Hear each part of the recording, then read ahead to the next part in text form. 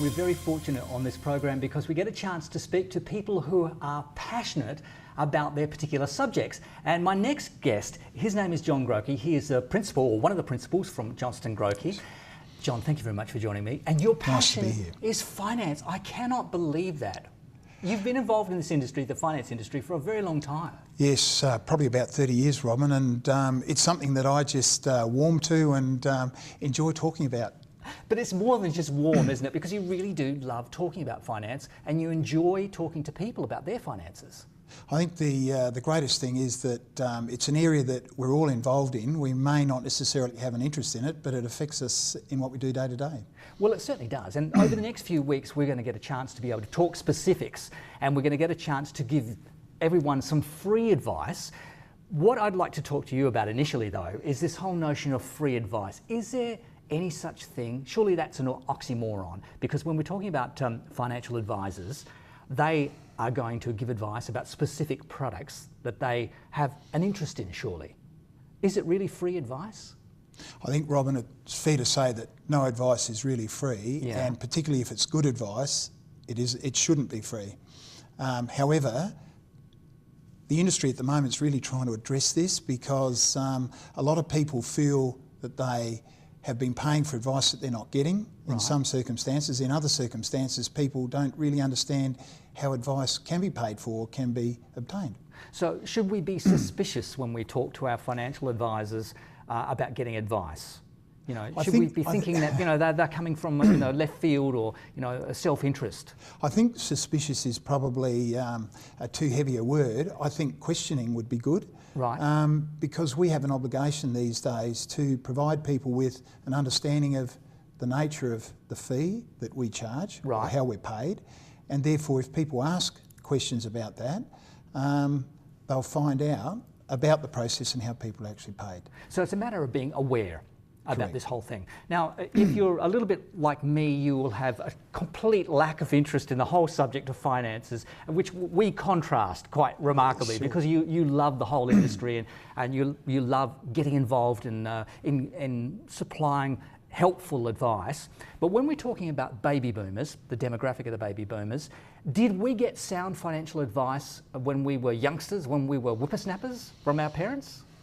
I think baby boomers are a group of people that have probably had a good time. I think they're also a group. Why are you looking at me when you're saying that? What do you mean a good time? A good time with our finances? What I mean, a good time in terms of people who've really wanted to enjoy the experience and the journey, and therefore probably haven't thought about the distant future. I also think that our generation, baby boomers, probably didn't have the foundation that perhaps now younger generations have got with things like super. So are we disadvantaged as a group?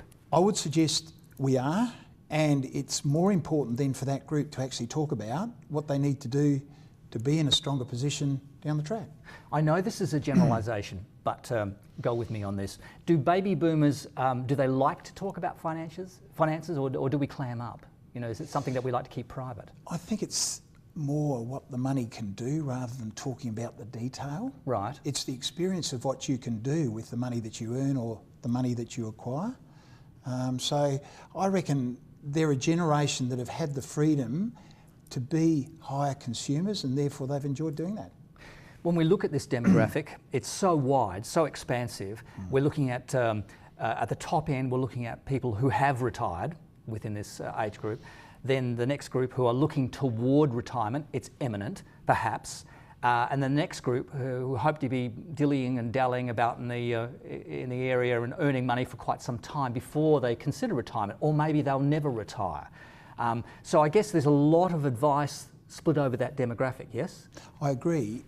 Perhaps the point you last made, that people may never retire, is actually important because people are choosing to work longer, some because of need, but others because they enjoy working longer. So it's an interesting, the adage of 65 being retirement or change of lifestyle specific date, that notion's changing.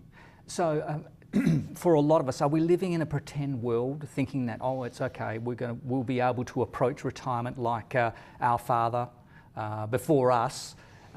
Is that a dream world that we're looking at in that respect? I think it's different, Robin. I think people have an expectation of a certain lifestyle now, And that lifestyle requires certain financial backing, and it's understanding what that financial backing might be for me or for you or for other people. Right. So it's really different for everyone, and that's probably the first question to ask.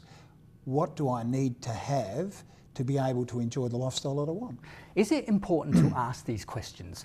Many of our distant relatives would have sailed through life quite comfortably, not asking any financial advice at all, and merrily had a good time, retired, and that was it. That was the end of the story. Is it important to have a financial advisor to ask all these questions?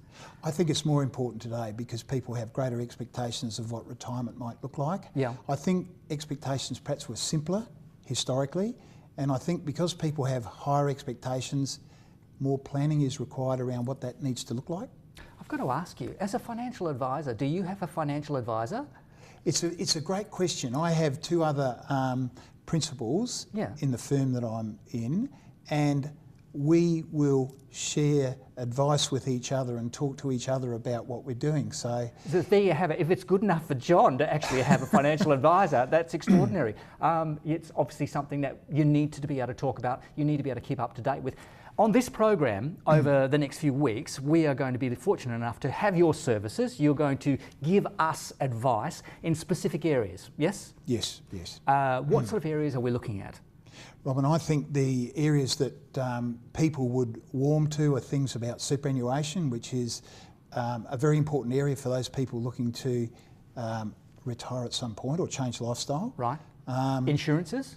Insurances, yes. I think insurances probably, there's some interesting conversations we can have around that because in Australia we're probably grossly underinsured by and large now. And of course there's changing legislation as well, which we'll definitely step into. There's in fact so many subjects, it's going to be wonderful, and your challenge will be to try and invigorate my my knowledge, if you like, my financial knowledge, as well as your financial knowledge as well. So over the next few weeks, and we look forward to that. If you have specific questions that you'd like to ask John, all you need to do is send them in to, well, you can email us actually to ourtime@c31.com.au. We'd love to know what your questions are, and we will throw them at John. And John, you will not be stumped, I believe. You're just going to give us all the facts, yes? I'm going to help in whatever way is required to give people a better understanding of what it might look like. Fantastic. We look forward to it. John, thank you very much for joining us on Our Time. Thank you for having me.